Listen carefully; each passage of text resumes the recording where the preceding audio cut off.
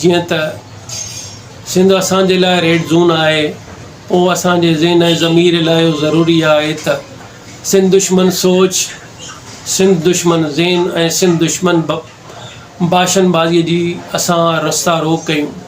उन भाषणबाज़ीअ जो हिस्सो आसिफ़ अली ज़रदारी, बिलावल ज़रदारी साहब जन बि आहिनि। 4 अप्रैल शहीद ज़ुल्फ़िकार अली भुट्टे जे फांसी जो ॾींहुं आहे। जीअं त ज़ुल्फ़िकार अली भुट्टे जी फांसी जी कर्ता धर्ता जनरल ज़िया हुयो ऐं जनरल ज़िया खे सिंध यज़ीद सम्झे थी। उन यज़ीद जे नर्सरी मां कई मोहरा सिंध में बि मौजूदु आहिनि, पाकिस्तान में बि मौजूदु आहिनि। उन मोहरे में हिकु माण्हू हाकिम अली ज़रदारी साहब जन बि हुआ। उन्हनि जो पुटु आसिफ़ अली ज़रदारी साहब सदारत जो उते ते फ़ाइदा ॿियो दफ़ो पघारूं खणे पियो। हीअ ज़रदारी ख़ानदान जी हीअ माफ़िया पाण खे ज़रदारी सॾाइण में शर्माइनि था। इहा ई वजह हुई त बिलाल ज़रदारी पाण खे ज़रदारी सॾाइण बजाए भुट्टा शिप जे नाले ते जाली कब्ज़ो कयो आहे ऐं सिंध खे तबाह कयो आहे। 20 सालनि खां ई हुकुमरानी कंदड़ टोलो कारूंजर किंजर Bahria town commander city DHA Bittu Nizam हाणे वरी बिलाल साहब चवे थो त मां सब्ज़ पाकिस्तान वारो फ़लसफ़ो बि बिलावल ज़रदारी जो आहे। बेशर्मी जो आलम आहे, उहा ज़मीन धारनि सरमाएदारनि खे ॾियो था। छा उहा ज़मीन तव्हां ग़रीब माण्हुनि खे, सिंध जे ग़रीब माण्हुनि खे नथा ॾेई सघो?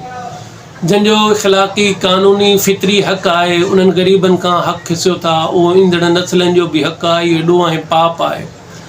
तव्हां उहा ज़मीन सिंध जे माण्हुनि खे ॾेई उन्हनि खे सहूलियतूं ॾेई आबाद कराए त बहितरु थींदो, पर दलाली करे धारनि माण्हुनि ॾियो था।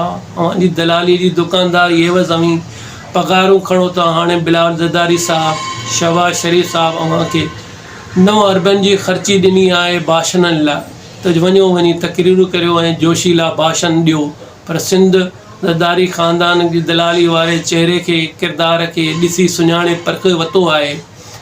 बिलावल तूं दरिया खपाए, सिंध खपाए, आकान खे चवीं थो त वफ़ाक़ मज़बूत कंदुसि।